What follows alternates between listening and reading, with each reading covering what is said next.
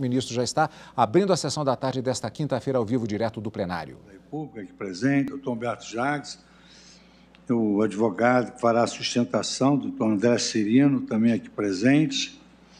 Vamos dar início à abertura da segunda sessão extraordinária do plenário do Supremo Tribunal Federal, procedendo à leitura da ata da sessão anterior.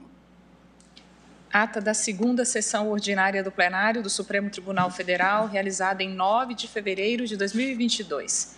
Presidência do senhor ministro Luiz Fux, presentes à sessão os senhores ministros Gilmar Mendes, Ricardo Lewandowski, Carmen Lúcia, Dias Toffoli, Rosa Weber, Roberto Barroso, Edson Fachin, Alexandre de Moraes, Nunes Marques e André Mendonça. Vice-procurador-geral da República, doutor Humberto Jacques de Medeiros. Abriu-se a sessão às 14h21, sendo lida e aprovada a ata da sessão anterior. Não havendo objeção, eu considero aprovada a ata da sessão anterior.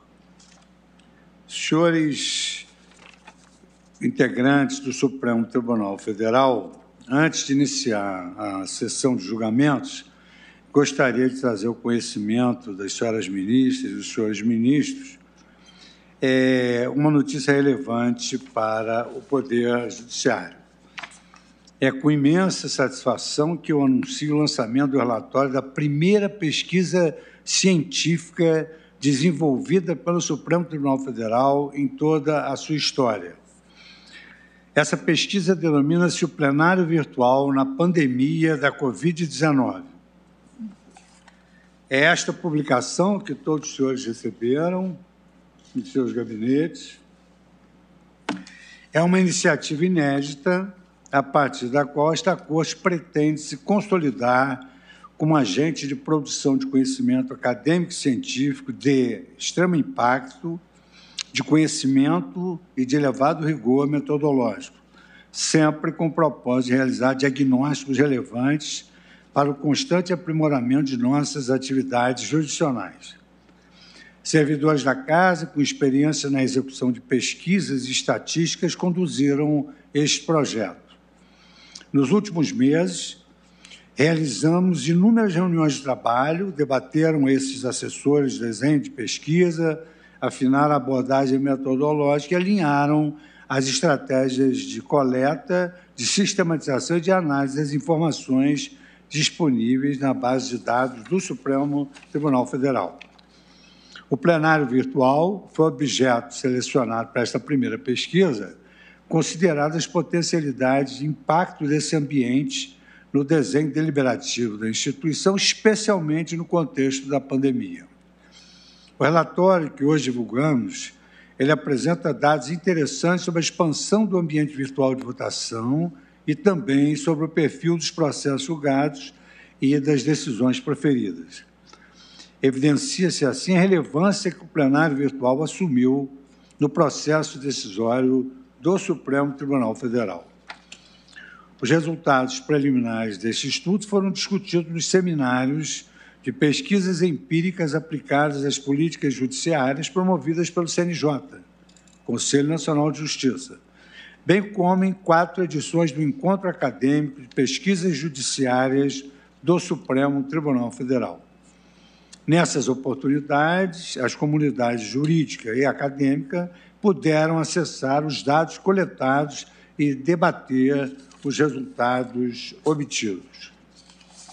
Deveras, com a publicação deste e de outros estudos, o Supremo Tribunal Federal pretende ainda fomentar o diálogo com centros e instituições de ensino e pesquisa e com a sociedade civil organizada, proporcionando troca de saberes e experiências institucionais de elevado valor inovativo.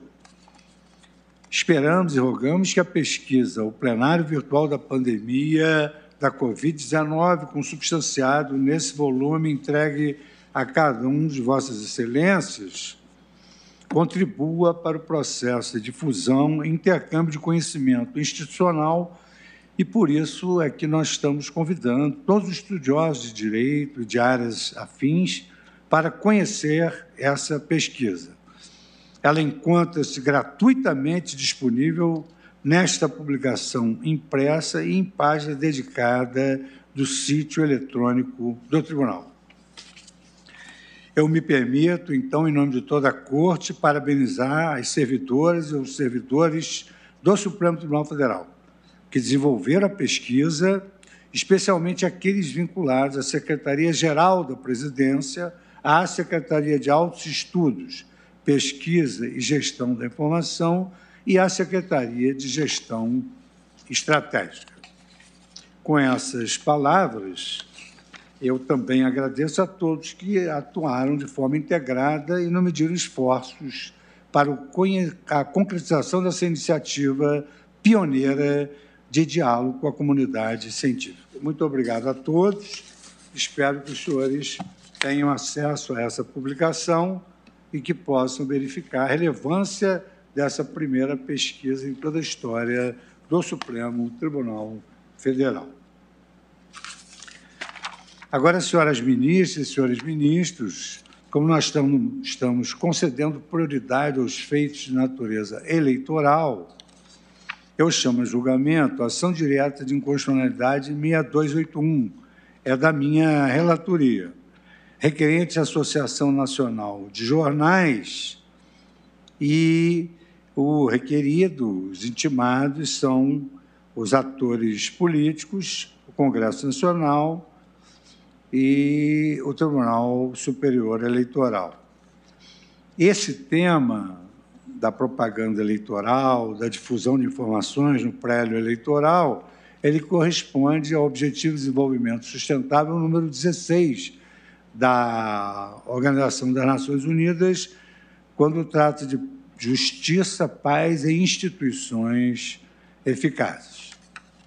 Então, eu peço licença a Vossas Excelências para fazer um relatório sintético sobre o que se trata. Na verdade, aqui, na essência, o que se discute aqui são dispositivos legais que desigualam os jornais de determinados instrumentos que são usados na via digital de forma mais livre, em contraposição às restrições que foram impostas aos jornais.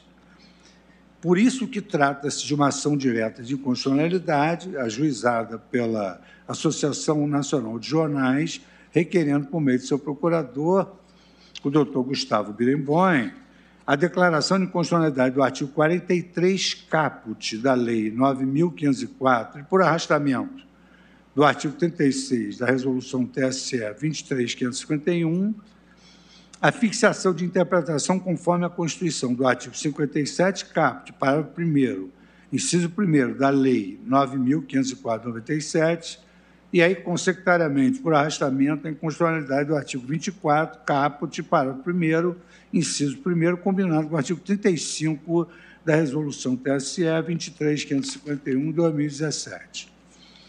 Em 4 de fevereiro de 2020, a RJ ela requereu o aditamento da inicial para impugnar os artigos 29, caput, parágrafo 1º, inciso 1º, e 42 da Resolução do TSE 23.610/2019, a qual revogou a resolução anteriormente impugnada por arrastamento. Mais recentemente, em petição avulsa, apenas informou o advento da Resolução TSE 23.671, a qual realizou modificações meramente pontuais na redação do texto regulamentar anterior. Como é disso, as sustentações a serem proferidas, elas vão trazer os argumentos envolvidos na presente ação sob a ótica de cada um dos interessados.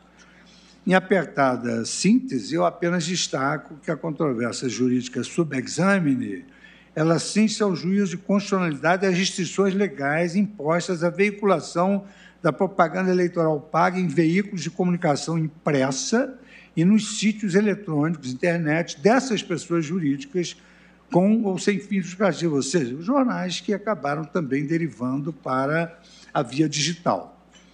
E aqui, então, a controvérsia suscita as seguintes questões constitucionais, com essas restrições, que atentam, em primeiro lugar, contra a liberdade de expressão de imprensa e de informação, porquanto, supostamente, haveria censura e controle do conteúdo veiculado pela mídia impressa.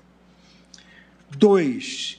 atenta contra os princípios democrático, republicano e ao pluralismo político, porquanto, supostamente, estaria tolhendo meios legítimos de comunicação entre candidatos e eleitores. 3, também afrontando as liberdades de iniciativa e de concorrência das empresas e dos meios de comunicação, tendo em vista que, alegadamente, contraria um relevante meio de financiamento de jornais e de revistas, colocando em risco o seu funcionamento, porém sem proibir a alocação de recursos financeiros em veículos utilizados exclusivamente na internet. Então, desigualando o papel aí da imprensa com essas mídias digitais. Deveras, em razão da relevância da matéria e seus impactos para o prélio eleitoral, eu determinei a aplicação do rito previsto no artigo 12 da Lei 9868, de 99, instado a se manifestar e a prestar informações à mesa do Congresso Nacional, à Presidência da República, a Advocacia Geral da União e a Procuradoria-Geral da República se posicionaram pela improcedência do pedido formulado pela requerente da ação. Entendo que este seja um relatório essencial e satisfatório para que os eminentes advogados e o procurador-geral, vice-procurador, em caso, em razão do acometimento pelo procurador da Covid, doutor Humberto Jacques Medeiros, fará, então, também a sua sustentação oral. Então, com esse relatório, eu entendo possível que tanto a parte requerente quanto a parte representada pela Procuradoria-Geral da República possam fazer as suas sustentações. Se não entenderem satisfatório, eu posso passar a um relatório mais minudente que eu trouxe, mas eu acho que assim a questão fica bem posta. Eu pergunto aos senhores que farão sustentação oral, o advogado, o doutor André Cirino e o vice-procurador Humberto Jacques Medeiros, se encontram satisfatoriamente esclarecidos e municiados de elementos para a sustentação. Pergunto se algum integrante da Corte gostaria de mais algum informe no relatório. Bom, estando todos de acordo, então, eu passo a palavra ao doutor André Cirino, que falará pela requerente Associação Nacional de Jornais e disporá para isso do tempo regimental de 15 minutos. Vossa Excelência tem a palavra. Muito obrigado, presidente, excelentíssimo ministro Luiz Fux, até pelo brilhante relatório. Boa tarde, excelentíssimas ministras Carmen Lúcia, ministra Rosa Weber, excelentíssimos ministros, ilustre representante do Ministério Público, do vice-procurador-geral da República, doutor Humberto Jacques, servidores deste tribunal, advogados, demais participantes. A ANJ, Associação Nacional de Jornais, autora da presente ADIM, pede vênia para trazer as razões orais pelas quais entende deva ser julgado totalmente procedente a ADIM ajuizada.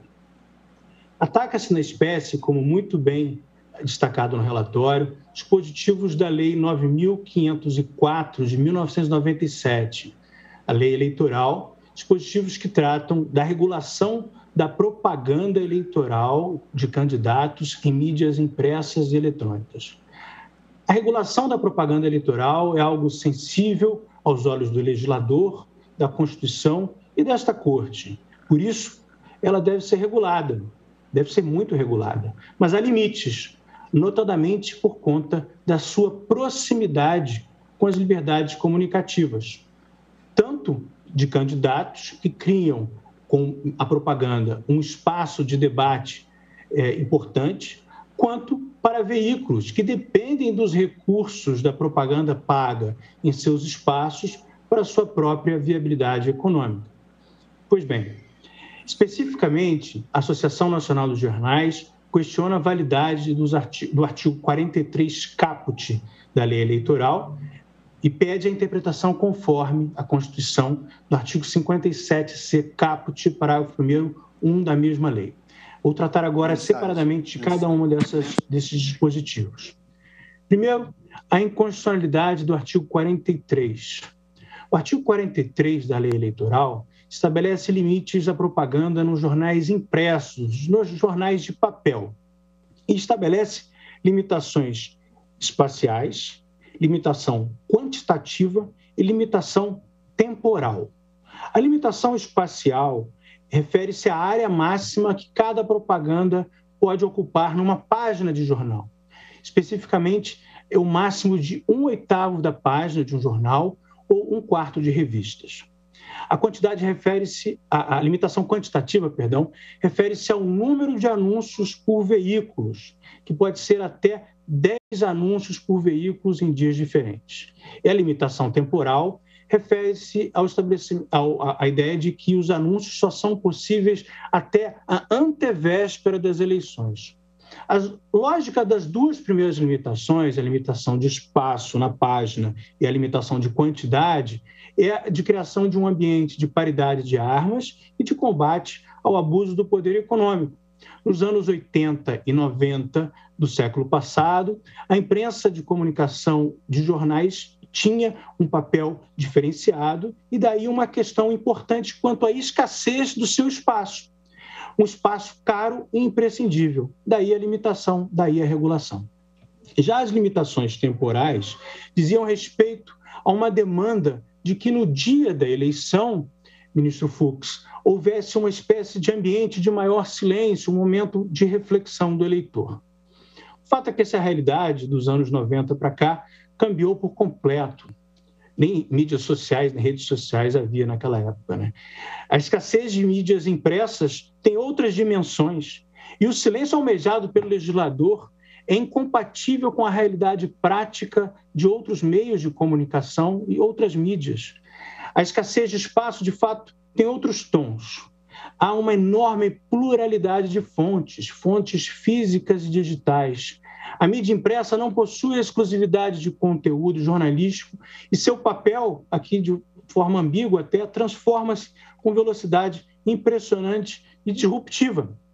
Houve uma diminuição expressiva das tiragens dos jornais físicos, algo até notório, mas alguns números.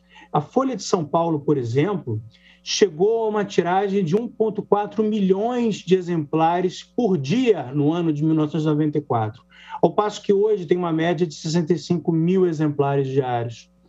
Além disso, segundo pesquisas divulgadas pela Reuters, 87% dos brasileiros usam a internet para se informar, sendo que 64% disseram preferir o Facebook e o WhatsApp para se informar, como sendo o foco principal de informação. Além disso, a ideia de combater o abuso do poder econômico e a paridade de armas mudou de foco. Hoje, tem-se a vedação ao financiamento de campanha por pessoas jurídicas e a criação do teto de gastos, medidas mais inteligentes, vamos admitir. A verdade é que o artigo 43 da Lei Eleitoral tornou-se absolutamente anacrônico. Um anacronismo, ministro Fux, que implica sua inconstitucionalidade por completa desconsideração à realidade, uma espécie de irrazoabilidade por incongruência, ou uma inconstitucionalidade progressiva, uma expressão que o ministro Sepúlveda Pertence usava com muita felicidade aqui nessa corte, uma inconstitucionalidade progressiva de uma norma que pode até ter sido válida, mas que hoje é desproporcional e não passa no teste de adequação, no teste de necessidade ou no teste de proporcionalidade sentido estrito. A medida não é apta a atingir seus fins. A propaganda tem outros caminhos, daí que a medida proibitiva não realiza sua vontade de inibir abuso do poder econômico. A medida é desnecessária porque há outros meios menos gravosos, como o teto de gastos e a limitação de financiamento de empresas, medidas mais inteligentes que não inibem a comunicação e a informação de veículos e candidatos e podem garantir esse fim até com maior satisfatoriedade. E a medida também é desproporcional em sentido estrito, pois limita a liberdade de expressão, imprensa e informação sem qualquer benefício palpável, concreto. A verdade, ministro Fux e ministros julgadores, é que o modelo cria um incentivo para que candidatos sejam empurrados dos meios jornalísticos tradicionais e procurem outras formas de mídia, sobretudo na internet, asfixiando economicamente o incentivo à produção do jornalismo profissional, na contramão do incentivo e ao desenvolvimento da informação verdadeira e jornalismo técnico e combate à fake news. Agora, a inconstitucionalidade das normas do artigo 57C, parágrafo 1º, inciso 1. Aqui trata-se de normas que proíbem a propaganda eleitoral, seja propaganda paga ou gratuita, em sítios de pessoas jurídicas com ou sem fins lucrativos, o que atinge, portanto, como relatado pelo ministro Fux no seu brilhante relatório, inúmeros veículos jornalísticos representados pela NJ. Esse dispositivo 57C teve dois momentos. Em primeiro lugar, em 2009, a Lei 12.034, ele proibiu de forma absoluta e peremptória e completa qualquer propaganda paga na internet. O intuito, como disse na época o ministro Aripar Gendler, era dotar a Justiça Eleitoral de condições de fiscalizar a propaganda eleitoral na internet, alguma novidade. E era necessário, portanto, proibir para poder, então, pensar como fiscalizar. Em 2017, o segundo momento, o momento que vivemos. A Lei 13.488 altera a norma e passa a permitir, de forma paga, o impulsionamento de conteúdo. Mantém-se a proibição de propaganda, ressalvado o impulsionamento de conteúdo. O que é impulsionamento de conteúdo? Impulsionamento de conteúdo é o serviço oferecido por provedores de aplicação de internet e plataformas como redes sociais, serviço que permite, mediante um pagamento, obviamente, o aumento do alcance original de determinada página ou publicação, né, o post, dando maior visibilidade ao conteúdo impulsionado. Na prática, a autorização permite, por exemplo, que um site de determinado candidato apareça como primeiro resultado quando feita uma pesquisa para certos termos de busca, por exemplo, num site de busca grande como o Google, ou ainda que uma postagem com propostas de campanha realizada em rede social seja capaz de alcançar mais visualizações, inclusive por potenciais eleitores que não seguem o candidato ou seu partido das redes sociais. Essa forma poderosíssima de publicidade, anote-se, ela vem sendo cada vez mais utilizada. Nas eleições de 2020, só para que você tenha um parâmetro, divulgou-se o número de 95 milhões de reais gastos com impulsionamento de conteúdo no âmbito das redes sociais e outros veículos, o que representou mais de 3% dos gastos de campanha. É provável que esse valor só tenda a crescer. Tudo isso é permitido, mas a propaganda em sítios de jornais é proibida. Ora, o que se percebe é que essa medida, essa norma do artigo 57C da Lei Eleitoral, é totalmente incongruente e possui incidências inconstitucionais. Se o legislador reconhece o impulsionamento como forma legítima, por maioria de razão, deveria reconhecer a propaganda paga em sítios de empresas jornalísticas. Essas empresas são muito mais fáceis de fiscalizar do que o impulsionamento. É muito mais simples avaliar do que o impulsionamento em redes sociais. Na verdade, não faz sentido discriminar os veículos jornalísticos, e aqui é uma quebra de isonomia, que cada vez tem uma importância menor nas versões impressas e buscam na internet um espaço que não se recupera totalmente. Aqui ainda, além dessa violação de isonomia, essa discriminação, uma violação à concorrência de busca de anunciantes, né? No caso de propaganda eleitoral, uma concorrência entre os veículos de internet que fazem impulsionamento e os veículos que geram conteúdo jornalístico que não podem comercializar espaço para anúncios em sítios eletrônicos e que ainda convivem com aquela limitação de espaço em páginas de jornais do artigo 43, limitação espacial, temporal e quantitativa. Portanto, a medida é absolutamente inconstitucional, desproporcional. Ela não facilita, mas dificulta a fiscalização. Ela cria embaraços desnecessários, havendo medidas menos gravosas, novamente, a obter esse mesmo resultado, como teto de gastos, limite à propaganda, ao financiamento por empresas. A restrição também é proporcional ao agente distrito, porque se faz uma limitação severa às liberdades comunicativas, tanto dos jornais quanto dos candidatos, sem qualquer benefício palpável, o que gera aqui, mais uma vez, um incentivo de empurrar os candidatos para que eles fujam da mídia profissional tradicional e apliquem recursos com impulsionamento permitido nos espaços virtuais, como Facebook e Instagram. Espaços que não criam conteúdo substancial jornalístico, o que, infelizmente, pode criar mais espaço, mais combustível para fake news de usuários mal intencionados. Por isso, espera-se que essa Corte, ministro Fux e ministros julgadores, fixe uma interpretação conforme do artigo 57C, parágrafo 1º, inciso 1 da lei eleitoral, para que se afaste a proibição para os sítios eletrônicos da internet de toda organização empresarial que produza, veicule e ou divulgue notícias ao público brasileiro por qualquer meio impresso ou digital.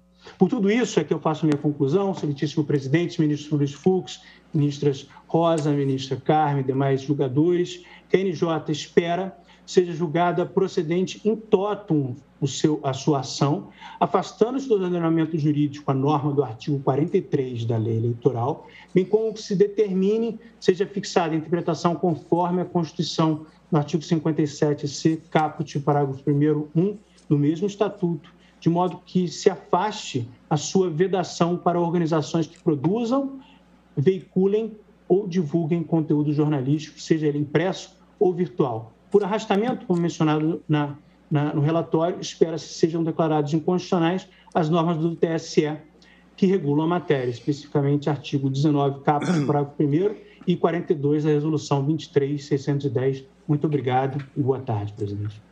Muito obrigado, doutor André Cirino. Passa a palavra agora à sua excelência, o vice-procurador-geral da República, doutor Humberto Jacques Medeiros. Muito boa tarde, senhor presidente. Muito boa tarde, senhoras ministras, senhores ministros. Meus cumprimentos, doutor André. Prazer ouvi-lo, em especial quando concordamos em tantas coisas, mas discordamos nos resultados. A liberdade de imprensa é sagrada, é um patrimônio da democracia universal. É um patrimônio tão sagrado que o Constituinte deu imunidade tributária ao papel, à imprensa, os livros, os periódicos. Então, há, evidentemente, no regime democrático, uma opção preferencial pela proteção desse setor. Indiscutivelmente, se vamos tratar de concorrência, igualdade, favorecimento, entre os meios de comunicação, este já possui um favor constitucional em homenagem ao seu status, sua importância e sua relevância.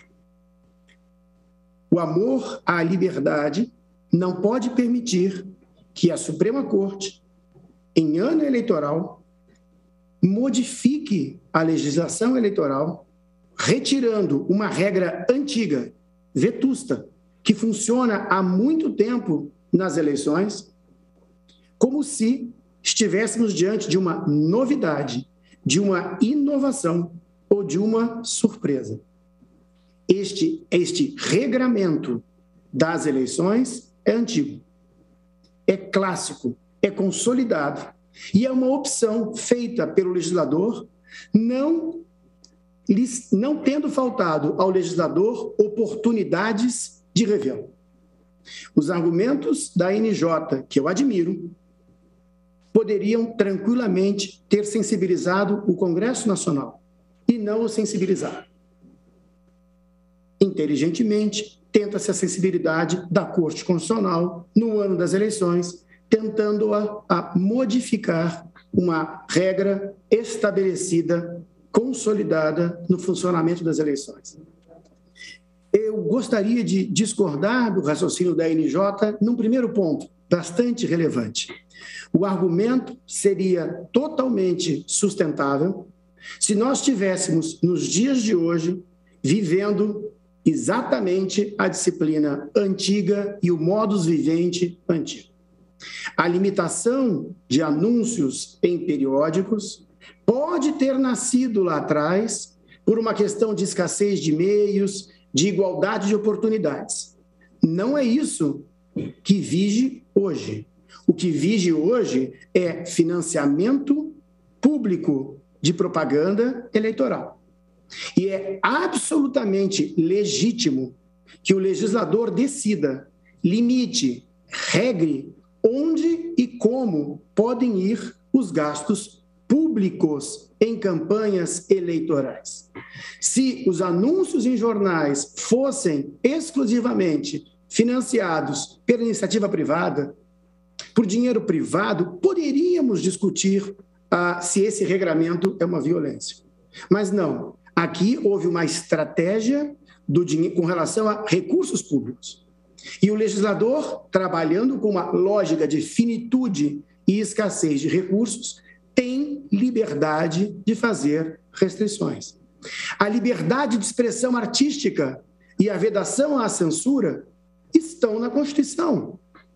Nem por isso podemos derrubar a vedação a showmícios. O showmício é vedado pela legislação eleitoral por N motivos. E não podemos invocar a liberdade artística e cultural para derrubar. Porque a mesma Constituição que põe severas balizas para gastos públicos com publicidade é com essa mesma Constituição que se financia propaganda eleitoral. E aí há um respeito aos recursos públicos essencialmente necessário e uma pressão social pela modicidade desses gastos. Lamento dizer que o teto de gastos é uma excelente baliza, mas não é a única baliza. Do contrário, diríamos, havendo teto de gastos para as campanhas eleitorais, tudo está liberado. Tudo é permitido dentro desse teto de gastos. Vários dos senhores ministros desta corte já passaram pelo TSE ou lá estão e sabem o tempo da jurisdição eleitoral que é gasto com o exame das prestações de contas partidárias. E inúmeras coisas são inaceitáveis de serem feitas por partidos políticos com recursos públicos do fundo partidário. Então, é legítimo que o dinheiro público entregue à política tenha, sim, balizas legislativas. E não é discriminatório contra os jornais ter uma restrição de anúncios. É apenas uma escolha possível, razoável e lógica. A internet custa pouco para se anunciar. É um meio econômico, de bela economicidade. A internet pura, é gratuita. E aí, é esse campo o legislador aceitou, liberou e permitiu. Também o Ministério Público discorda veementemente da alegação de que uma mudança radical, como a proposta aqui, apenas para jornais, e não para showmício, e não para outdoor, e não para distribuição de bonés, brindes, etc., que também são elementos de campanha, vedados pelo legislador, e que se envolvem com liberdades, mas têm financiamento público, também afasta o Ministério Público completamente a ideia de que a mudança dessas regras de financiamento combateriam fake news. Com todo respeito, fake news é uma patologia grave da sociedade contemporânea. Não há dúvida que jornais escritos são figuras de máxima seriedade, com controle editorial, dependentes de publicidade e de assinantes e que merecem todo o respeito. Mas imaginarmos que a liberação de propaganda eleitoral em internet não aguçaria fake news é subestimar a miríade de sites mentirosos e descompromissados que hoje se sustentam com publicidade comum e que obteriam agora financiamento a partir de recursos públicos para a sua existência. Não há como financiarmos a internet apenas dos veículos impressos que vão à internet. Não. A liberdade é uma só e ela não pode ser distinta conforme o olhar que a jurisdição possa ter sobre um ou outro agente. A liberdade de imprensa alcança figurinhas de álbuns na jurisprudência desse tribunal. Esse tribunal abdica de examinar na liberdade tributária, está na liberdade do papel para impressão, aquilo que está sendo impresso. É uma liberdade. Não há exame de conteúdo. Neste caminho, então, insiste o Ministério Público, estamos a cuidar de financiamento público, de modicidade dos gastos públicos em campanhas eleitorais. E da mesma maneira que o legislador repele showmícios, repele brindes, repele outdoors, ele tem a possibilidade de restringir anúncios em veículos impressos. É, ao ver do Ministério Público, uma escolha legítima. Não é uma escolha ilegítima. Não se trata de preconceito, não se trata de perseguição, não se trata de discriminação, não se trata de violação da liberdade de expressão ou de informação. Mesmo porque esse é um setor econômico que goza, a partir do texto constitucional, de imunidade. Entende, então, o Ministério Público que sim, o impulsionamento, se pudéssemos nós mudar a lei, talvez não houvesse impulsionamento. Se pudéssemos mudar a lei, talvez tivéssemos que reduzir os recursos públicos que podem ir para a internet, em favor dos recursos públicos que podem ir para a imprensa tradicional, clássica e estabelecida. Mas isto não é uma escolha judicial. Isso é uma escolha do legislador na alocação de recursos públicos. É verdade, sim, o impulsionamento custou nas eleições de 2020, somente para o Facebook, quase 35 milhões de reais. Imaginarmos que plataformas funcionam generosamente, gratuitamente, não. Isto é business da mesma forma que jornais são business. Mas a alocação dos recursos públicos pode, sim, ser balizada pelo legislador. E a mudança dessas balizas pelos fundamentos propostos inteligentemente pela ANJ pode, a meu sentir, ao ver do Ministério Público, não apenas reequilibrar o jogo entre a liberdade dos jornais e a liberdade da internet. A internet que não tem imunidade tributária e os jornais que têm imunidade tributária já são distintos ab ovo. Mas pode, levando ao extremo toda a carga de liberdade e concepção de direito eleitoral que traz a ANJ aqui, e a qual eu me vinculo em meu íntimo, deveríamos caminhar por completo para um sistema eleitoral sem regras, um sistema eleitoral de somente liberdades com financiamento público no teto. Tudo é permitido, é tudo liberdade, desde que respeitado o teto. Mas, se assim fizermos para os jornais, deveremos sucessivamente, em nome de outras liberdades constitucionais, também afastar as restrições do legislador. Entende o Ministério Público que essas restrições não são, de forma alguma, repressão aos jornais, mas são escolhas legítimas do legislador da proporção, da razoabilidade do gasto público em campanhas eleitorais. Então, é admissível essa restrição, não há violência nela e mais, ela é antiga. Ela é consolidada.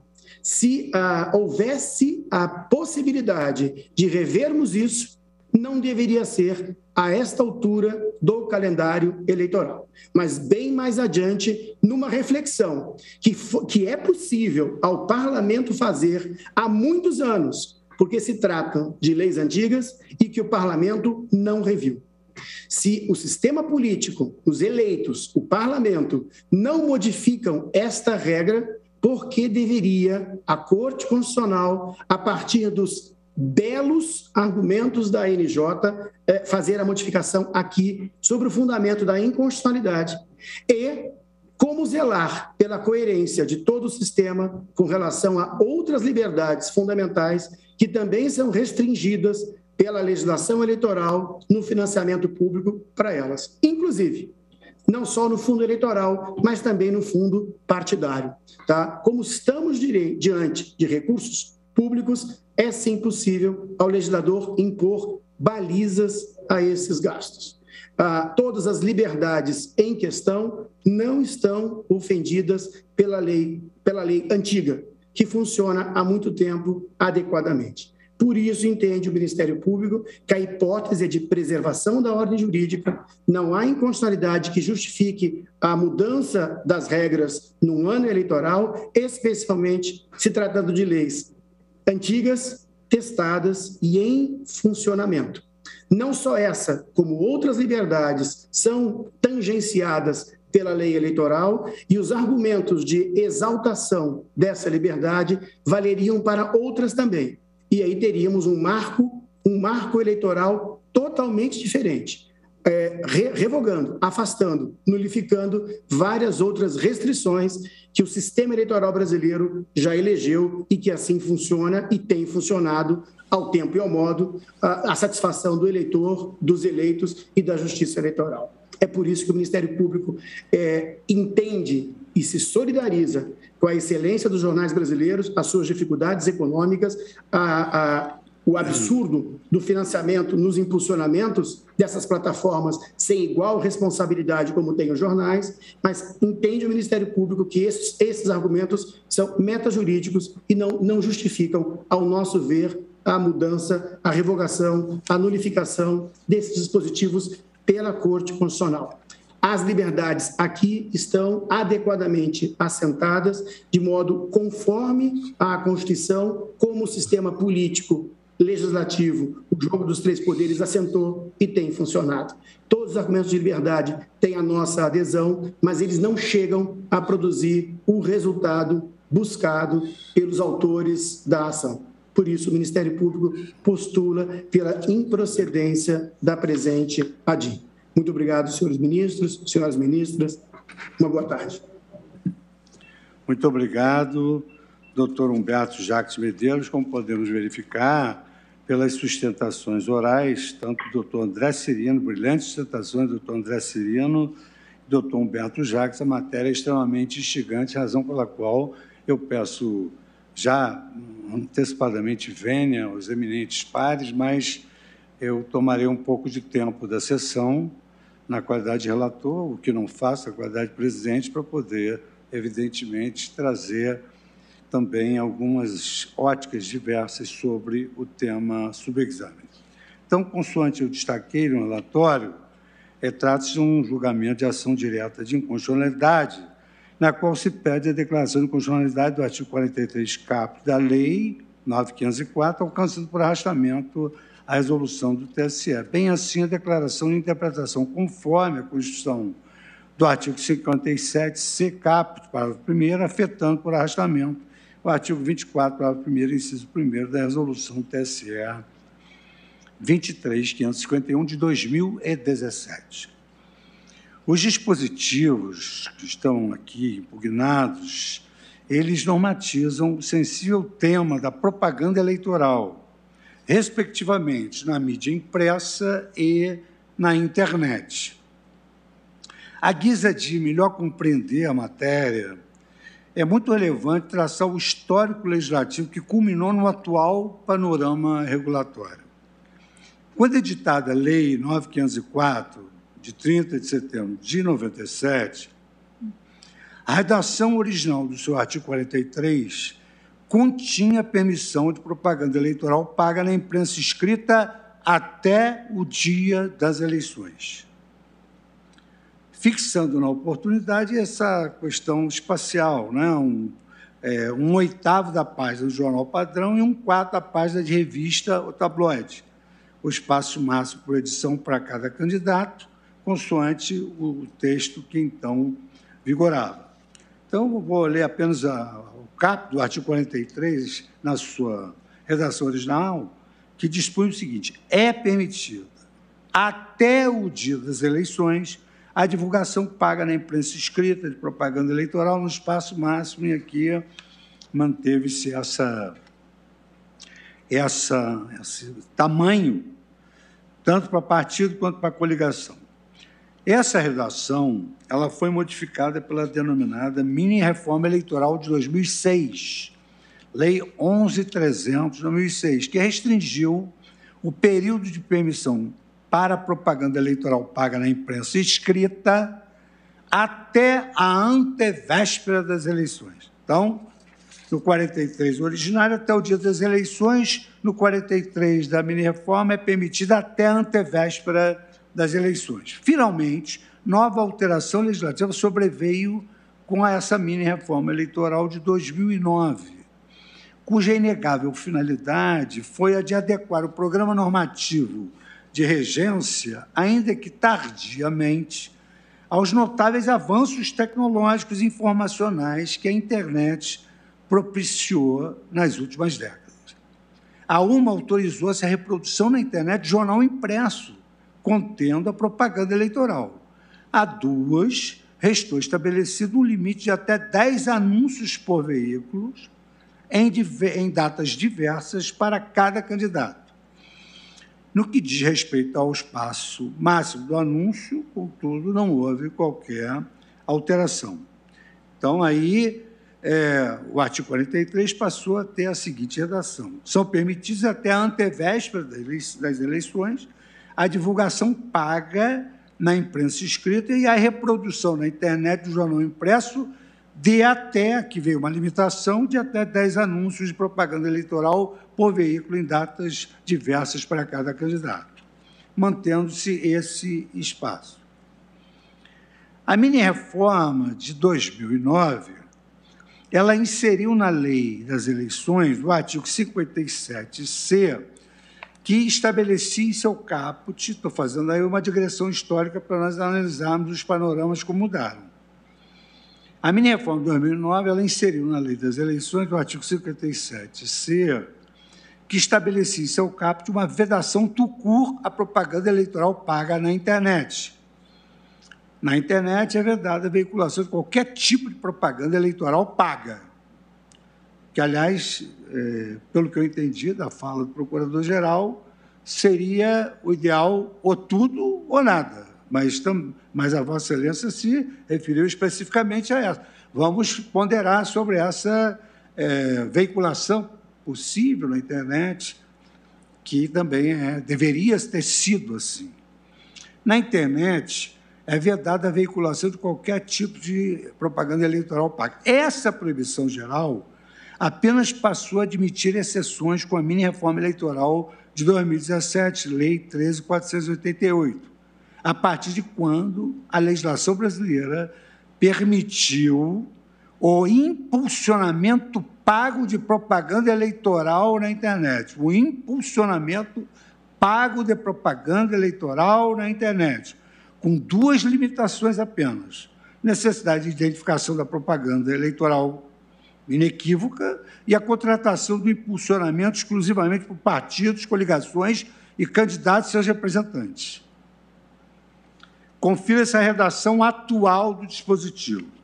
Artigo 57C. É vedada a veiculação de qualquer tipo de propaganda eleitoral paga na internet, excetuado o impulsionamento de conteúdos, desde que identificado de forma inequívoca como tal e contratado por partidos, coligações, etc.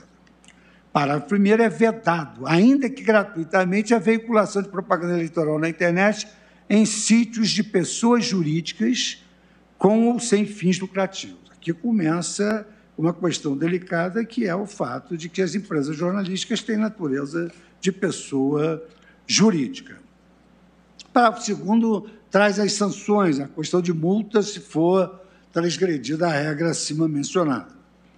Essas considerações de cunho histórico, e antes de adentrar a análise dos fundamentos jurídicos contidos na exordial, é conveniente a conceituação adequada. Antes da gente discutir o mérito, a conceituação adequada dos institutos que norteiam a propaganda eleitoral, como aquela, o que é propaganda eleitoral? Aquela destinada à difusão de ideias com vista à obtenção de eleitorado suficiente para garantir o sucesso do candidato nas urnas.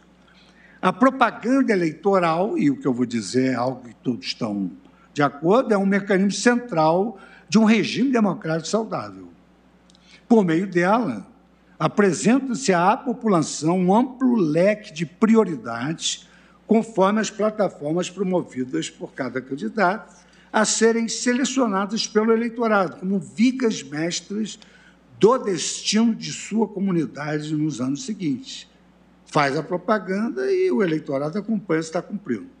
Em um regime autocrático, o governante teria de decidir os rumos da gestão estatal apenas com base no seu tirocínio, realizando sensíveis escolhas de alocação quanto aos escassos recursos sociais.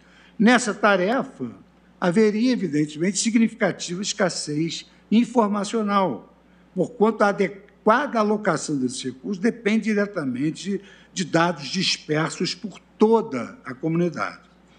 Basta pensar na escolha das atividades econômicas que dependem de maior incentivo, na identificação das localidades que demandam maiores investimentos de infraestrutura e saneamento, nas profissões que carecem de intervenções regulatórias, nas regiões cuja conservação ambiental é imperiosa e assim por diante.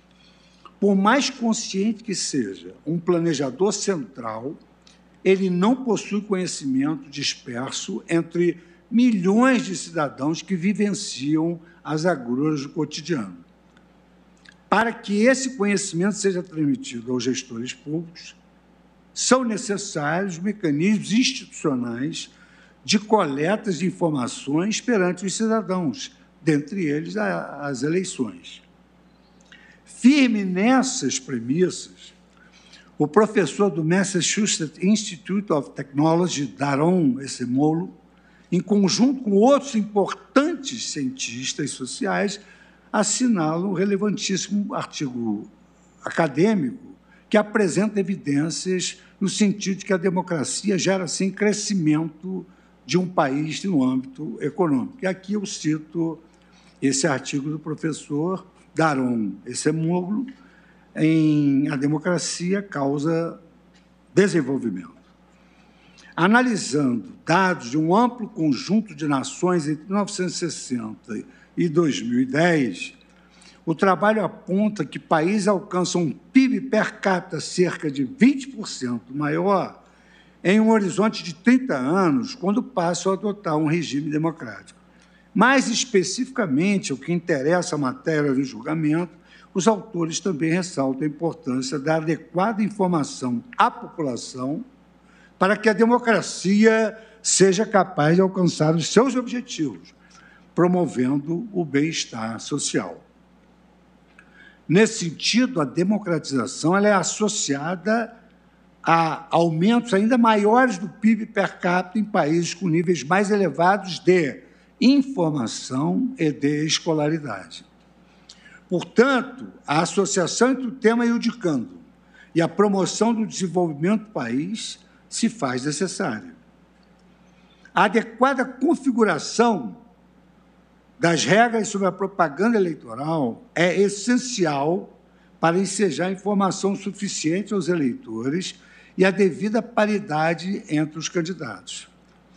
Eleitores bem informados sobre as propostas de candidatos capazes de expressar-se em igualdade de condições evitam resultados enviesados nos certames eleitorais.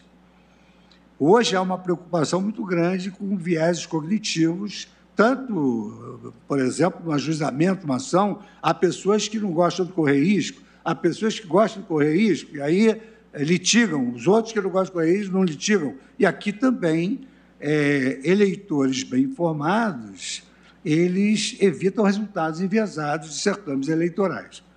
Por sua vez, os candidatos eleitos implementarão, à frente de seus cargos públicos, os programas que receberam o batismo das urnas, os quais tendem a configurar políticas públicas eficientes para o avanço social e econômico da nação. A regulação da propaganda eleitoral deve observar, por conseguinte, determinados princípios constitucionais, explícitos e implícitos, que, em última análise, se destinam a resguardar o pleno funcionamento do regime democrático. Em primeiro lugar, a propaganda eleitoral deve ser regulada de modo a assegurar a igualdade de condições entre os candidatos aos cargos eletivos, princípio que é extraído dos artigos 5º e 14, 9 e 37, caput da Constituição Federal.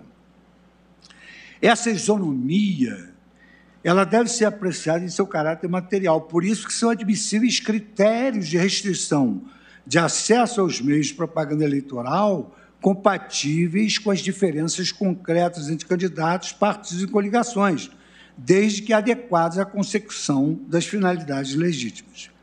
Aliás, sobre o princípio da igualdade no processo eleitoral, eu transcrevo parte de um elucidativo trecho do voto do ministro Gilmar Mendes no julgamento do recurso extraordinário 633.703 de Minas Gerais, que versava sobre a ficha limpa 1. Ali dispôs o eminente decano: o princípio da igualdade de chances, aqui mencionado na língua germânica, parece ter encontrado sua formulação inicial na República de Weimar com as obras de Hermann Keller e de Carl Schmitt.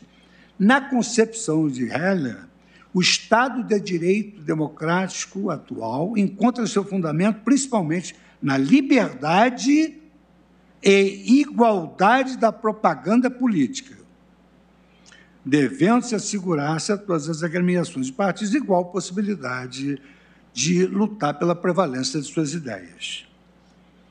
É fundamental, portanto, que a legislação que disciplina o sistema eleitoral, a atividade dos partidos políticos e dos candidatos, o seu funcionamento, o acesso aos meios de comunicação, o uso de propaganda eleitoral não negligencie a ideia de igualdade de chance ou pena de concorrência entre agremiações e candidatos, tornar algo ficcional. Esse é o trecho do voto que eu destaquei no recurso extraordinário da Lei da Ficha Limpa 1, que não pôde ser aplicada no mesmo ano em razão da obediência ao princípio da anualidade do artigo 16. Em atenção a este relevantíssimo princípio constitucional, decidiu o plenário desta Corte, no sentido da constitucionalidade, as restrições estabelecidas pelo artigo 47, parágrafo 2º da Lei 9.504, com a redação da Lei 13.165, no que diz respeito à distribuição do tempo de propaganda eleitoral gratuita. Naquela ocasião, ainda sob o princípio da igualdade de chance, entendeu-se legítima a designação, 90% do horário reservado à propaganda de cada eleição para a distribuição entre os partidos e coligações, proporcionalmente ao número de representantes na Câmara, na eleição majoritária, levando em consideração o resultado da soma do número de representantes dos 6 maiores partidos que integrassem essa coligação. E, no caso de coligações para as eleições proporcionais,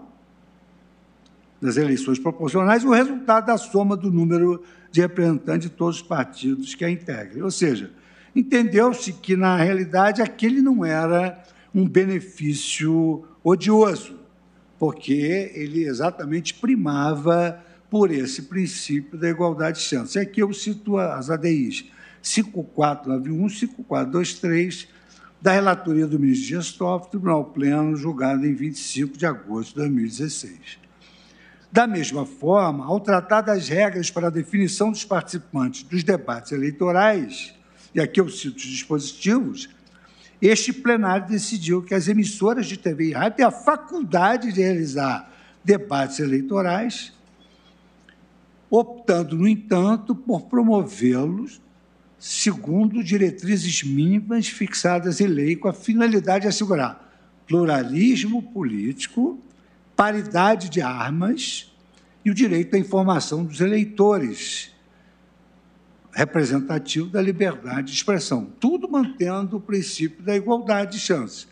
Isso na ADI 5487, que teve a redatoria do ministro Roberto Barroso, julgado em 25 de 8 de 2016.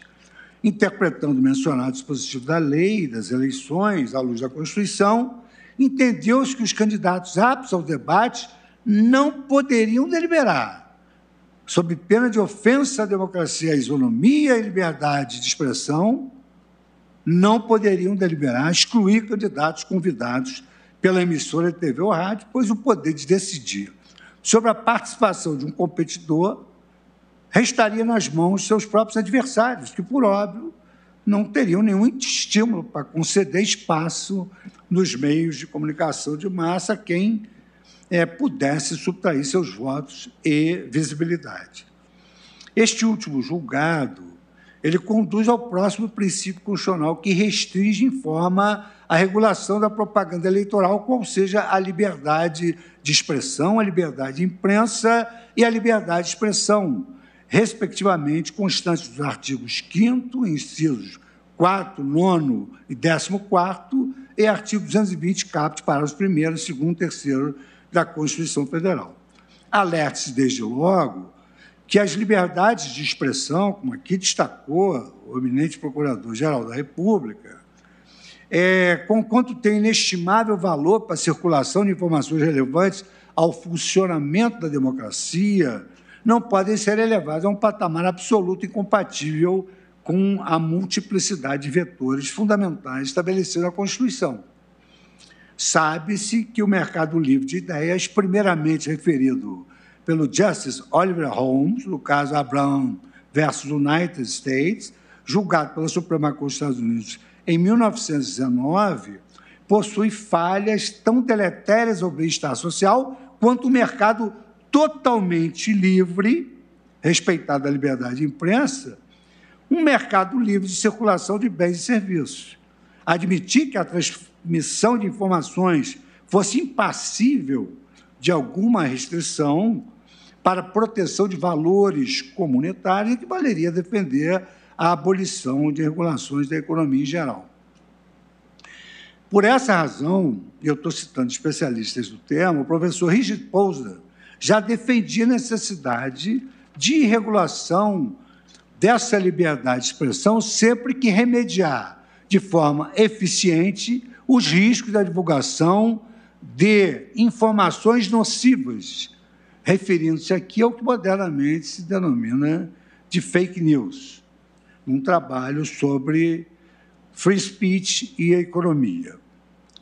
É de se considerar também que a invocação promíscua das liberdades pode conferir legitimidade a pretensões que não se inserem no escopo daqueles direitos fundamentais, fragilizando seu caráter protetivo e distorcendo o conteúdo e tornando demasiadamente incerto o seu âmbito de aplicação. E aqui eu cito um trabalho do professor Frederick Schauer sobre oportunismo na utilização dessas liberdades, um trabalho sobre a Quinta Emenda e o oportunismo. Esse trabalho, então, é organizado pela Universidade de Chicago em 2002, páginas 174 a 197.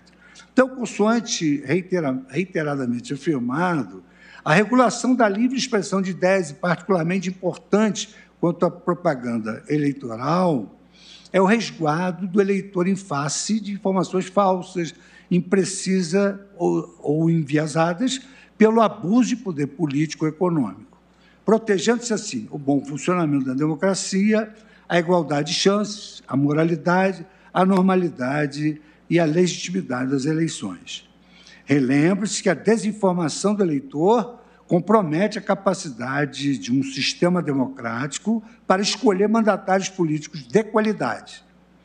A confusão do eleitorado faz com que o voto deixe de ser uma solução confiável e uma sinalização das preferências da sociedade em relação às políticas públicas desejadas pelos anos que se seguirão. É nesse sentido que devem ser compreendidas a liberdade de expressão, de imprensa e de informação, a fim de se garantir um ambiente informacional isento para o exercício consciente do direito de voto, e que tem, digamos assim, motivado essa atuação exemplar do Tribunal Superior Eleitoral, que começou de há muito.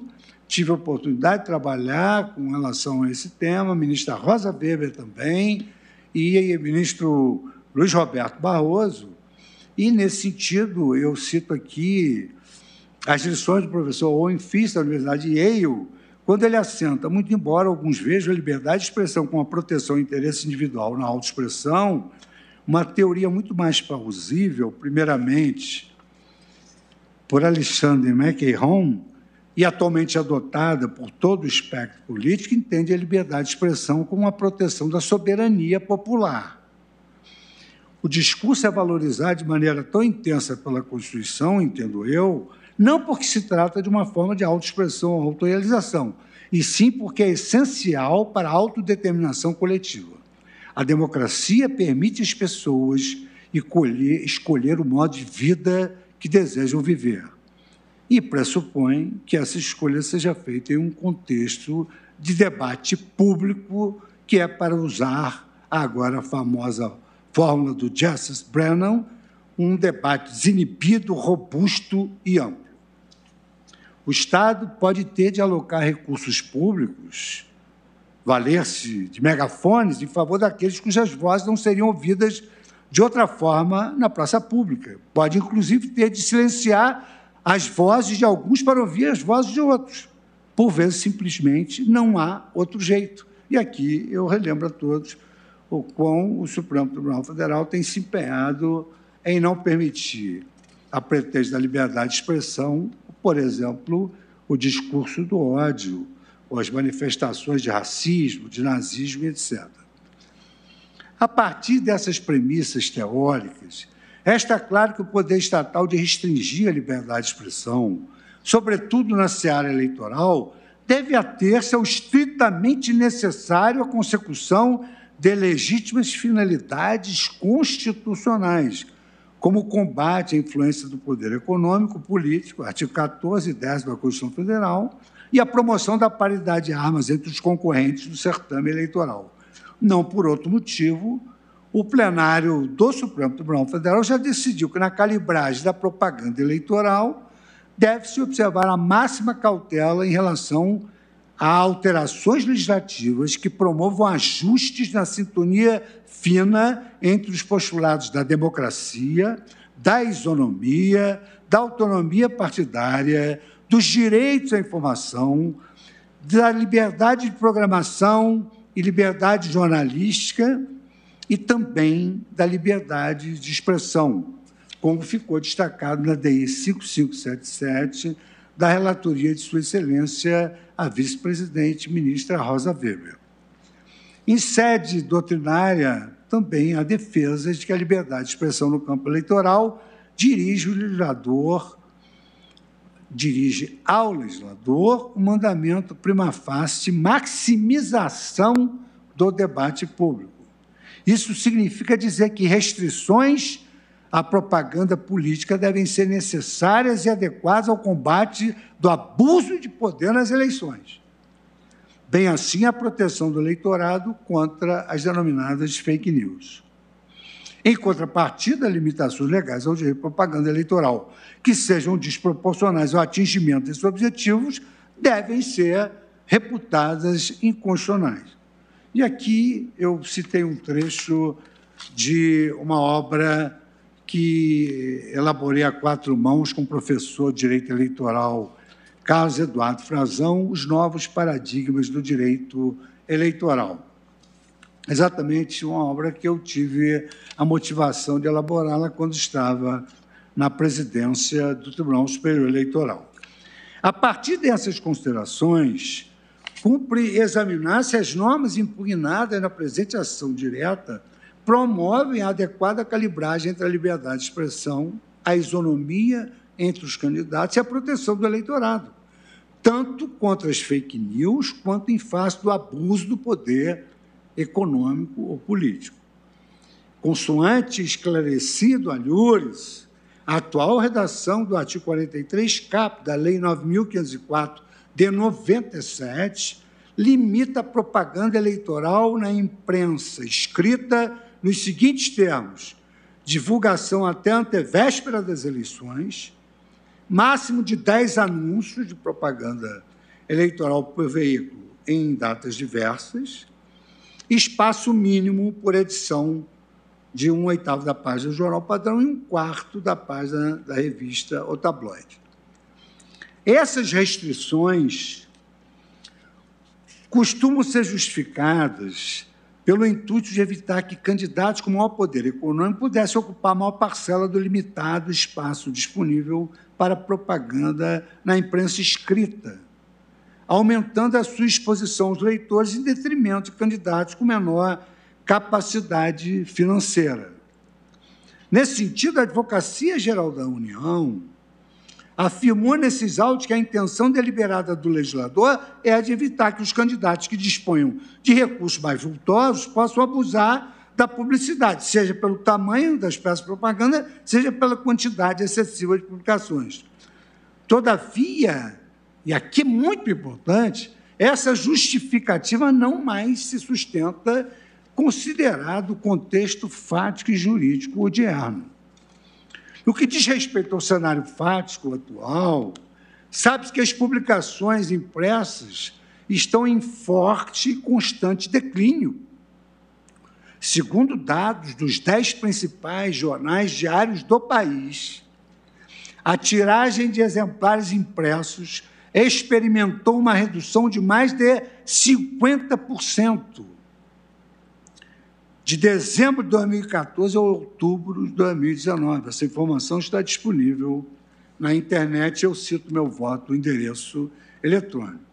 Ainda que se considere que as limitações do artigo 43, caput da Lei 9.504, também são aplicáveis à reprodução na internet do jornal impresso, não se pode ignorar que o avanço da tecnologia mudou completamente o modo como as pessoas consomem informações. Indaga-se, assim, qual o sentido de limitar a propaganda a 1/8 de página, 1/4 de página de revista tabloide, bem como restringir a 10 anúncios de propaganda eleitoral por veículo em datas diversas, quando os 209 milhões de brasileiros possuem 230 milhões de smartphones ativos, segundo os dados da FGV, São Paulo, por cujas pequenas telas são bombardeados por notícias nem sempre confiáveis nas mais diversas plataformas. A realidade tecnológica atropelou o modelo tradicional de comunicação política considerado pelo legislador, tornando patente a inadequação das restrições à liberdade de expressão e imprensa para a satisfação do princípio democrático. Relativamente ao contexto, não mais fático, agora o contexto jurídico, tem-se que o ordenamento evoluiu ao longo do tempo para contemplar diversos mecanismos destinados a assegurar a igualdade de chances na disputa eleitoral e o combate ao abuso do poder econômico, sem que fosse necessária essa restrição à imprensa que agora deriva para a via digital. A mini-reforma eleitoral de 2009, Lei 12.34, passou a exigir que todo anúncio eleitoral na imprensa indique de forma visível o valor pago pela inserção. Essa norma, ao mesmo tempo em que mantém os leitores informados sobre o esforço financeiro de cada candidato em propaganda, dificulta que as empresas jornalísticas favoreçam tal ou qual concorrente, estabelecendo preços diferenciados para anúncios. Há duas, desde a Lei 13.165, foram estabelecidos limites de gasto para as campanhas eleitorais.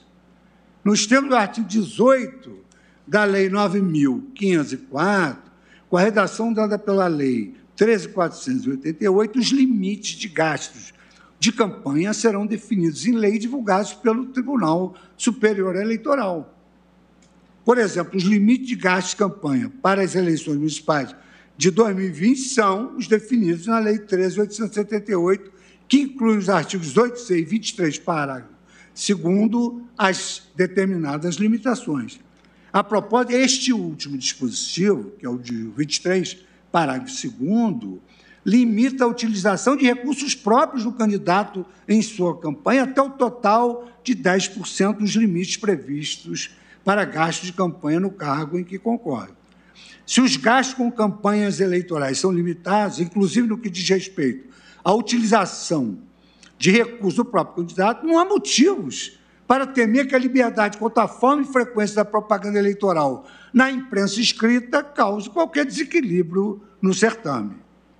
Por fim, sobre esse aspecto, ainda na linha de controle da influência do poder econômico nas eleições, assume alta relevância a proibição do financiamento de campanhas por pessoas jurídicas. Esta Corte decidiu em controle abstrato de constitucionalidade pela inconstitucionalidade dos dispositivos da Lei 9.504 e 9.96, que permitiam a realização de doações por pessoas jurídicas e partidos políticos. Entendimento esse que foi consagrado no ordenamento positivo pelas leis 13.165 e 13.488. Nós tivemos ocasião, nos debates eleitorais aqui, sobre essa questão de financiamento, de verificar que financiamento com contraprestação deu no que deu. Então, o ideal talvez fosse também, como especula a Procuradoria, o ideal também fosse, digamos assim, a possibilidade de financiamento com a proibição dessa empresa ou pessoa jurídica contratar com o poder público. Eu peço vênia aos senhores, porque o tema é muito instigante, eu preciso me alongar, porque há posições muito divergentes. Por ocasião daquele julgamento, que eu fui relator, eu anotei que a excessiva penetração do poder econômico no processo político, propiciada pelo modelo então vigente, privilegiava alguns candidatos. E reconheci, portanto, que era um arranjo que desequilibrava, no momento da competição eleitoral, a igualdade política entre os candidatos. Aqui eu cito um trecho do acordo que eu vou me permitir saltar, porque todos os senhores têm conhecimento de ofício. Atualmente, a legislação consagra nos artigos 16c e d da Lei 9.504 o denominado Fundo Especial de Financiamento de Campanha,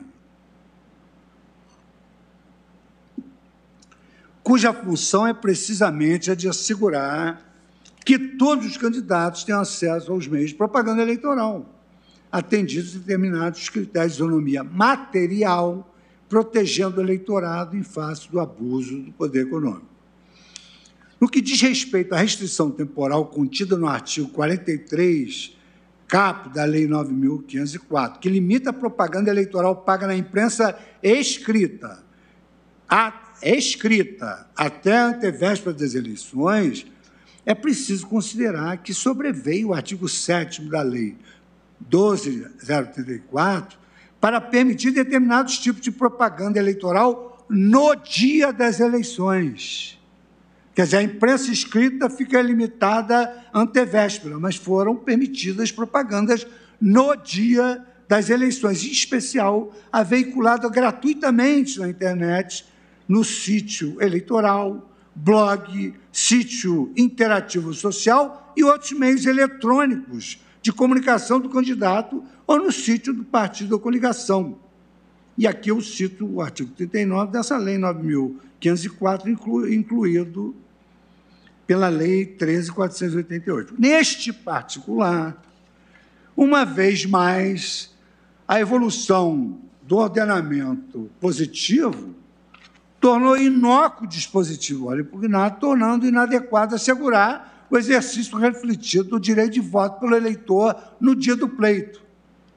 Conclui-se, assim, pela existência de um manifesto quadro de desproporcionalidade das restrições estabelecidas pelo artigo 43, caput da Lei 9.504, à propaganda eleitoral na imprensa escrita, diante do seguinte quadro: de um lado, a existência de novos e variados meios de transmissão de informação pela internet no próprio dia das eleições, o que tornou absolutamente inadequadas essas limitações quantitativa, espacial e temporal ao anúncio dos jornais. Por outro lado, essas limitações se tornaram também desnecessárias à consecução das finalidades a que se destinam: assegurar a igualdade de chance e combate ao abuso do poder econômico no pré-eleitoral, porquanto o ordenamento hoje consagra institutos muito mais eficazes para esses mistérios, como o dever de transparência na propaganda eleitoral, o limite de gastos de campanha e a proibição de financiamento por pessoas jurídicas. Aliás, peço vênia para me aproveitar desse trecho, a própria Procuradoria-Geral da República admitiu em seu parecer nesses autos, e agora aqui oralmente, que a ideia que um candidato poderia fazer da propaganda em jornais e revistas em qualquer quantidade, em qualquer dimensão e a qualquer tempo, uma vez que o legislador já lhe limitou um teto de gastos para a sua campanha, seria uma opção excelente legislativa. Mas não foi essa a escolha feita pelo legislador, que foi mais ou menos isso que Vossa Excelência, vice-procurador-geral, acabou de destacar. Pondera-se, entretanto, que o legislador deve deferência às liberdades constitucionais. Aqui eu queria lembrar só apenas um detalhe. Nós sempre aqui, nós adotamos uma postura de deferência ao Poder Legislativo. Mas essa deferência ao Poder Legislativo, ela não pode chegar ao ponto de nós não prestarmos deferência às liberdades constitucionais. Senão, nós não poderíamos adotar uma postura de contramajorietariedade e declarar inconstitucional uma lei. Tudo deveria ter deferência. Sendo-lhe interditado ao Poder Legislativo estabelecer restrições à livre circulação de informações sem qualquer fundamentação que perpasse pelo princípio da razoabilidade. Conforme anteriormente exposto, as liberdades de expressão, de imprensa e informação admitem limitações, mas estas devem ser finamente ajustadas ao atendimento de outras finalidades constitucionais igualmente legítimas. No caso em apreço, é patente a desproporcionalidade da restrição imposta pelo artigo 43, caput, à propaganda eleitoral na imprensa escrita, considerando esse panorama fático e jurídico subjacente nos tempos atuais, sendo, no meu modo de ver, o nosso dever proteger a soberania da Constituição. E eu passo, então, à análise da impugnação dirigida ao artigo 57 da Lei 9.504, de 97. É sabido que a mini-reforma empreendida na Lei 12.34 possibilitou a propaganda eleitoral por meios eletrônicos atualmente autorizada a partir do dia 15 de agosto do ano da eleição, nos termos do artigo 57-A da Lei 9.504, com a redação dada pelas 13.165, nos termos da legislação em vigor. E, nesses termos, são proibidos os seguintes tipos de propaganda eleitoral pela internet. Propaganda paga, artigo 57C, caput da Lei 9.504. 2, em sítios de pessoas jurídicas com ou sem fins lucrativos. 3, em sítios oficiais ou hospedados por órgão ou entidade da administração pública. E 3, em sítios anônimos, que é o artigo 57D. Dessa maneira, sobressai na legislação odierna uma expressiva diferença de tratamento entre a propaganda eleitoral gratuita na internet e a paga. O artigo 57B da Lei 9.504, de 1997, enumera diversas formas permitidas de propaganda eleitoral na internet, cabendo ressaltar aquela transmitida por meio de blogs, redes sociais, sítios de mensagens instantâneas, aplicações da internet ou assemelhadas, cujo conteúdo seja gerado ou editado por candidatos, partidos ou coligações de qualquer pessoa natural, desde que não contrate impulsionamento de conteúdos. Em contraste, o artigo 57C do mesmo diploma encarta a proibição de qualquer tipo de propaganda eleitoral paga na internet, excepcionando tão somente denominado impulsionamento de conteúdos, que deve ser identificado de forma inequívoca e contratado exclusivamente por partidos e coligações. Já se demonstrou que, à luz do Sistema Constitucional de Proteção das Liberdades Fundamentais de Expressão e Acesso à Informação, a regulação da propaganda eleitoral deve ser necessária, adequada e proporcional à consecução das suas finalidades igualmente legítimas. Sob essa ótica, é dever da nossa Corte, na minha visão, investigar se a permissão condicionada do impulsionamento de conteúdos em redes sociais e a vedação de qualquer outro tipo de propaganda paga na internet são compatíveis com os cânones esculpidos na Constituição Federal. A literatura de ciência política comparada aponta que a comunicação política moderna assume um caráter multivariado, sendo imprecisa a diferenciação entre a propaganda eleitoral formal e a interação trivial entre os cidadãos.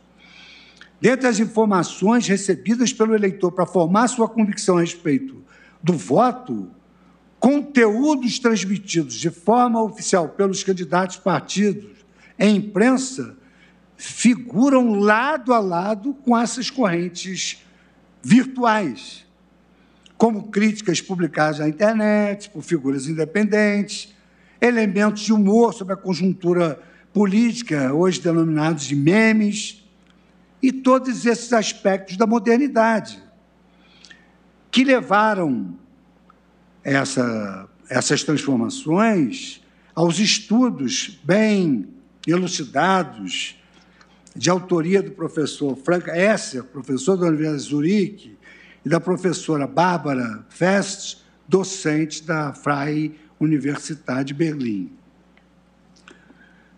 Esse trecho é importante. Atualmente, a comunicação política é, por várias maneiras, caracterizada por uma mistura de comunicação pública e personalizada, mídia de massa e mídia social, comunicadores oficiais e não oficiais, limites cinzentos entre a seriedade política e o entretenimento, uma fronteira que se entende e se estende a sistemas políticos não ocidentais e crescentes na globalização. E aqui eu cito a fonte, que é um estudo comparativo sobre essa comunicação política do professor Frank Esser e da professora Bárbara Fest, nesse estudo da Universidade de Oxford, 2017. Nada obstante, o avanço dos meios informais de comunicação política online, a mídia tradicional e a imprensa ainda assumem função relevantíssima para a adequada informação do eleitorado, uma vez que servem como porto seguro para os cidadãos e os próprios políticos verificarem informações recebidas de outros meios. Eu relembro que uma das estratégias do Tribunal Eleitoral para coibir as fake news era exatamente fazer uma checagem antes da sua transmissão e viralização. E essa checagem era feita exatamente nos jornais, numa parte, digamos assim, específica sobre hashtag é verdade ou é falso. O dispositivo impugnado à presente ação direta, ele confere, com a devida vênia das opiniões divergentes, um favorecimento às redes sociais em detrimento das mídias tradicionais no que tange a propaganda política paga na internet. Uma possível justificativa para esse tratamento legal díspar seria a necessidade de conceder, sob o prisma da isonomia material, vantagem a candidatos e partidos outsiders, que não possuem o mesmo poderio de círculos políticos tradicionais e conseguiriam maior penetração no eleitorado por meio das redes sociais. Vale, entretanto, lembrar que não apenas o impulsionamento é permitido pelo artigo 57 da Lei das Eleições. Vejam a desvantagem da imprensa escrita. Mas também a circulação da propaganda eleitoral via SMS, WhatsApp, Telegram e outros aplicativos de mensagem instantânea, ex-vi do artigo 57b, inciso 3º da mesma lei. Essa justificativa, contudo, não encontra ressonância na literatura empírica comparada, nem mesmo na literatura filosófica brasileira. Mais uma vez, eu invoco esse estudo muito interessante do professor Esser e da professora Fest, no sentido de que, considerada a experiência de diversos países, a internet normalmente não foi capaz de igualar as condições na disputa eleitoral, senão que reforçou as relações hoje dominantes das redes sociais. E aí eu trago um trecho que eu não vou discorrer sobre ele, porque eu prefiro apenas mencionar um documentário muito interessante do jornalista, filósofo, escritor Noam Chomsky, sobre a mídia na era da pós-verdade. Para mim, pós-verdade é igual mentira. O que vem depois da verdade? A mentira. Então, na verdade, nesse documentário do professor e filósofo Noam Chomsky, ele destaca que as redes sociais têm uma vantagem incrível sobre a imprensa escrita, porque a imprensa escrita leva um certo tempo para montar com responsabilidade a matéria, ao passo que as redes sociais viralizam em segundos, levando conteúdos para milhões de pessoas, enquanto a imprensa escrita tem de organizar as informações que ela levará ao eleitor com toda a sua responsabilidade constitucional. Estou pulando esses trechos porque estou citando a fonte, que é o professor Frank Esser e a professora Barbara Fest, exatamente falando sobre a comunicação política e uma comparação dos sistemas. Sabe-se que o princípio da isonomia, do artigo 5º, conquanto não proíba políticas públicas redistributivas, ele exige uma investigação sobre, em primeiro lugar, o modo como os grupos beneficiados ou prejudicados são classificados. 2, o objetivo que se pretende alcançar a partir dessa classificação. Em outras palavras, o princípio da isonomia exige um nexo de adequação entre o tratamento desigual e uma finalidade legítima a ser atingida por esse meio. Desse modo, a Constituição não proíbe a alocação de benefício ou imposição de ônus de forma desigual entre pessoas ou grupos, mas essas medidas não podem ser utilizadas para a consecução de objetivos arbitrários, constituindo uma intolerável discriminação. Ocorre que, sob o ângulo da isonomia, a norma ora impugnada causa um desequilíbrio injustificado entre as plataformas de comunicação, beneficiando empresas gestoras de redes sociais com autorização de impulsionamento eleitoral remunerado e prejudicando as empresas jornalísticas, estas proibidas de financiar-se com a propaganda eleitoral na internet. Haja vista essa derivação da imprensa escrita para a via da internet também. Essa restrição à livre concorrência,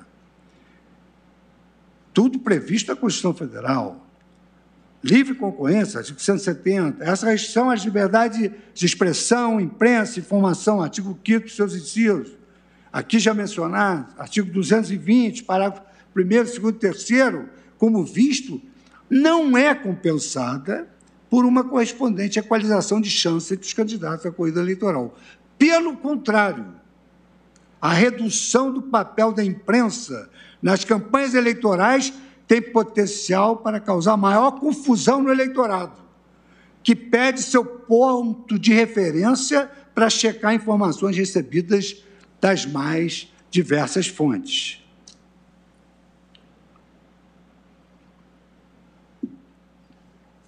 Os riscos da marginalização da mídia jornalística tradicional no âmbito da propaganda eleitoral, esses riscos não podem ser negligenciados. Se a internet facilitou enormemente a difusão de conhecimento, encurtando as fronteiras entre indivíduos, também é certo que se tornou um ambiente propício ao radicalismo e ao compartilhamento de notícias enganosas, as denominadas fake news. É essencial que a regulação da comunicação política na rede mundial de computadores reserve à imprensa livre e profissional o seu devido espaço em igualdade de condições com as redes sociais e outras plataformas de transmissão informal de conhecimento. O constante professor aqui citado da Universidade de Harvard, professor Carl Sustein, alerta sobre os riscos de privilegiar essas plataformas em que a polarização e o extremismo frequentemente ganham força em detrimento das mídias tradicionais. Diz ele no seu estudo, espero ter demonstrado suficientemente que para cidadãos de uma democracia heterogênea, um mercado de comunicações fragmentado cria um número considerável de perigos. Há perigos para cada um de nós como indivíduos, a saber, a constante exposição a um conjunto de visões provavelmente tendentes a levar a erros e confusões, por vezes como resultado de correntes cibernéticas. Na medida em que esse processo enraiza visões existentes, espalha fake news, promove extremismo e torna as pessoas menos capazes de trabalhar cooperativamente em problemas comuns, há perigo para a sociedade como um todo. Para enfatizar esses perigos, diz Carl Sustein, é desnecessário afirmar que as pessoas recebem ou receberão todas as suas informações pela internet. Há muitas fontes de informação e algumas delas indubitavelmente neutralizam esses riscos. Com efeito, a internet cria um amplo risco de polarização de grupos simplesmente por facilitar que pessoas com pontos de vista comuns falem umas com as outras. E, em última análise, caminhem em direção a posições extremas e, por vezes, violentas, o que não ocorre na imprensa e nos jornais escritos ou nos jornais oficiais. A regulação, ora, sob escrutínio, e faltam apenas 6 páginas que eu vou tentar resumir para concluir, a regulação, ora, sob escrutínio, ao desigualar as condições de competição entre as empresas jornalísticas e as gestoras de aplicações da internet, não promove correspondente equilíbrio de chance entre os candidatos no prédio eleitoral. Isso porque, como demonstra a experiência internacional, as diferentes vias de transmissão de informação alcançam cada qual camadas diversas do eleitorado. Como, por exemplo, isso é fato notório, que independe de prova. Eleitores de mais idade, eles se informam mais frequentemente pela imprensa tradicional. Hoje se defende a juventude para que ela se manifeste no pré-eleitoral. Mas também nós temos que privilegiar as pessoas de mais idade que têm o hábito de obter informações eleitorais nos jornais, na imprensa escrita, ainda que seja por papel ou pela via da internet. É um truísmo dizer que a paridade de armas dos concorrentes aos cargos eletivos depende de que a propaganda possa atingir diferentes camadas do eleitorado, algo que as normas, ora impugnadas, não lograram atingir. A consequência desse desequilíbrio entre os meios de informação, propiciado pelas normas sobre propaganda eleitoral em vigor, é, na realidade, a acentuação da desigualdade entre as classes sociais no que tange ao poder do voto. E aqui eu trago mais uma digressão sobre esse aspecto, e consoante com a afirmação que, ora, tem o ensejo de lavrar, ainda do professor Frank Esser e da professora Bárbara, no mesmo estudo comparativo da política de comunicação eleitoral. Some-se aos riscos de polarização e de agravamento da desigualdade entre os eleitores, ainda, o próprio perigo de desinformação causada pelo panorama regulatório atual. É que as redes sociais, nas quais é admitido o impulsionamento pago, propicia o surgimento das denominadas fake news, como já mencionei, consistentes em notícias falsas ou imprecisas que contaminam o debate político e optam o exercício consciente de voto. E aqui eu cito o estudo do professor e magistrado Bruno Bodar, que explicita como atualmente os incentivos para a disseminação de fake news, tanto no que diz respeito ao gerador da notícia, quanto em relação aos gestores de aplicações da internet, eles geram mais incentivo a que haja essa profusão. Não se pretende afirmar, nesse prisma, que a imprensa tradicional está imune à divulgação de notícias inexatas. Mas, nada obstante, erros e abusos são sempre possíveis de fiscalização para a supressão das fake news, o que pode ocorrer muito mais facilmente do que nos sítios que hospedam as versões eletrônicas avulsas do que nos sítios que hospedam a versão eletrônica dos periódicos de imprensa, o que se verifica notório nessa comparação com a vastíssima amplitude dos conteúdos compartilhados nas redes sociais. É por essas razões que eu entendo que o artigo 57C caput, parágrafo 1º da Lei 9507, inciso 1º, deve ser interpretado conforme a Constituição para admitir a propaganda eleitoral paga na internet em sítios eletrônicos de toda e qualquer organização econômica que produza, veicule ou divulgue notícias, sob pena de ofensa ao princípio da isonomia, da livre concorrência, das liberdades de expressão, da liberdade de informação, da liberdade de imprensa e ainda com atingimento ao princípio democrático, republicano e do pluralismo político. Há que enfrentar-se, por fim, o argumento da Advocacia Geral da União no sentido que eventual acolhimento da pretensão em momento de tal maneira próximo ao período da propaganda eleitoral representaria prejuízo para a segurança jurídica e teria o potencial de levantar razoável dúvida quanto à observância da anterioridade eleitoral. Ontem nós já enfrentamos essa questão com muita objetividade, e aqui é a mesma coisa, com o acréscimo de que a jurisprudência do Supremo interpreta o artigo 16 da Constituição Federal como uma proteção das minorias parlamentares em face de eventual oportunismo das maiorias, que poderiam ajustar as regras do jogo de forma que os favorecessem às vésperas do prélio eleitoral. Por essa razão, a anterioridade eleitoral é regra aplicável tão somente em face de alterações legislativas, não sendo oponível à declaração de inconstitucionalidade pelo Judiciário.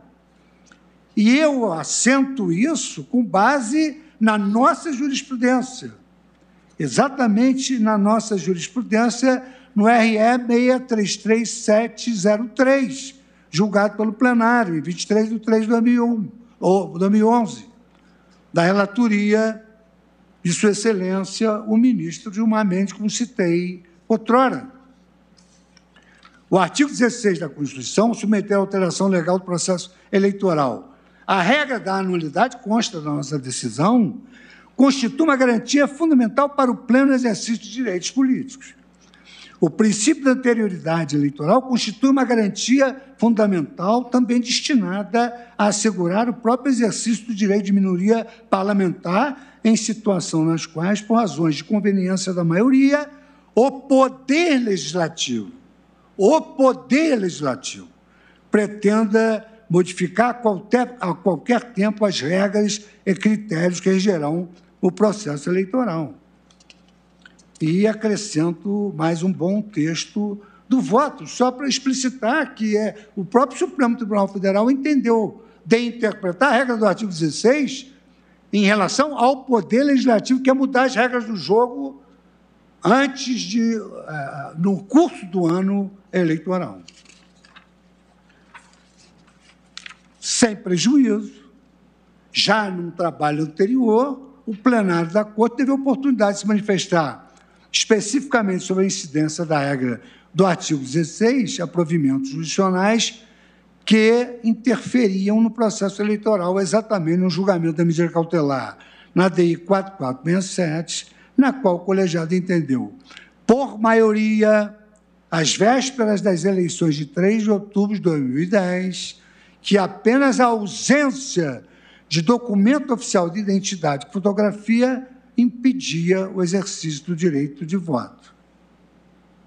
E, naquela ocasião, exatamente se reiterou que isso não tinha nada a ver com o processo eleitoral. Como aqui também não tem nada a ver a declaração de inconstitucionalidade com o processo eleitoral. Isso aqui é uma ampliação do debate político e democrático. E com a aplicação do princípio da igualdade e proteção de todas as liberdades constitucionais a que eu mencionei. Mais recentemente, já me encaminhando para o final, esta Corte não aplicou o princípio da unidade eleitoral ao declarar inconstitucionalidade de normas regentes da destinação de recursos do fundo partidário para o financiamento de campanhas eleitorais de candidatas femininas. Mutatis mutandis é a mesma coisa.